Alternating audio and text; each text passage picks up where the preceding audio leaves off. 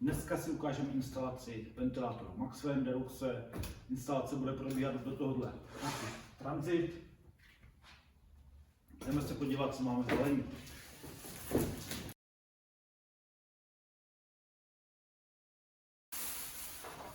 Máme tady krycí rámeček, který se dá zkrátit, to si ukážeme pak ve videu.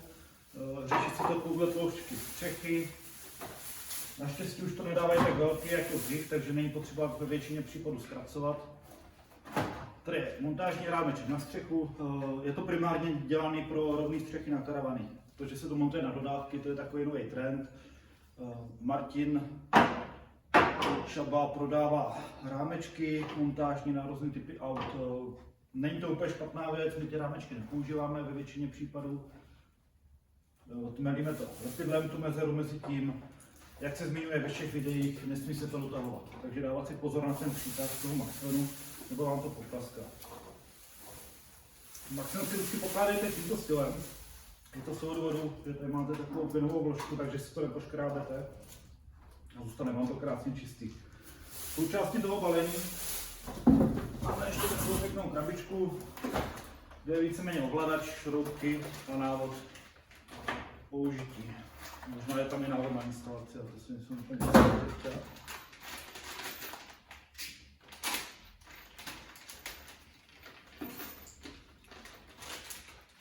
Tak, já vám ještě ukážu ten montážní rámeček, jak vypadá, někde ho tady máme hozený.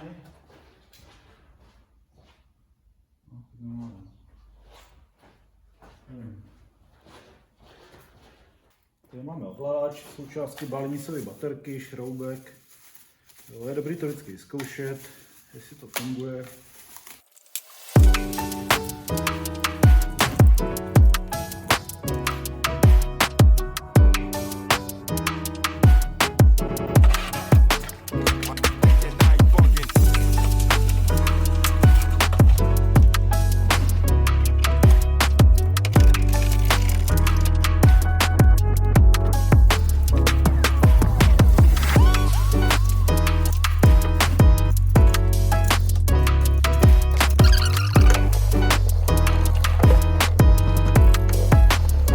Je dobrý, když si to okno uděláte o trošku větší. Díra je 40×40. Ze spodu jsme si udělali dírku, která nám řeší osu Y, což je takhle. Je to vlastně, aby to bylo nějak uprostřed mezi těma nosníkama, aby to nějak vypadalo. Teď nás zajímá osa X. Je to úplně jednoduchý. Tady si změříme, já už vím, že to je nějakých 10,75, jo, takže prostě si to odměříte. Doporučuji si to tady překontrolovat ještě takhle jednou. Takže easy. 10,75, tam chybí tečka, se tady dodělám. 10,75, ověření, jestli to máme dobře. Tečka na tečce.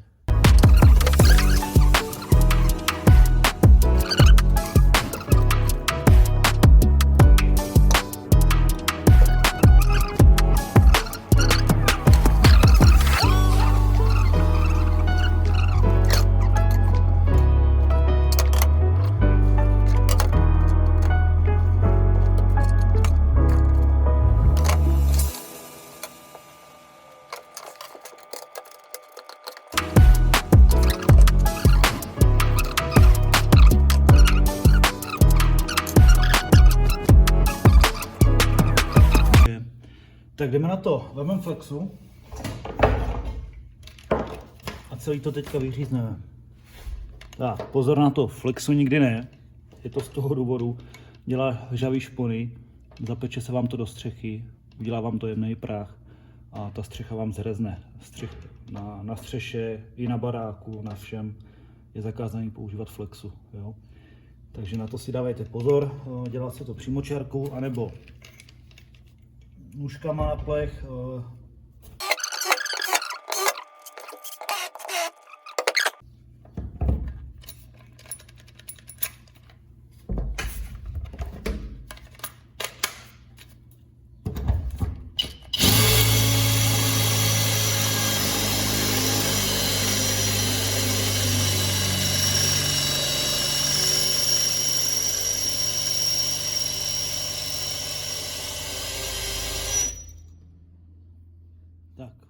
Baterka by byla dobrá, teď ještě ten tupý vrták nějak vyřešit.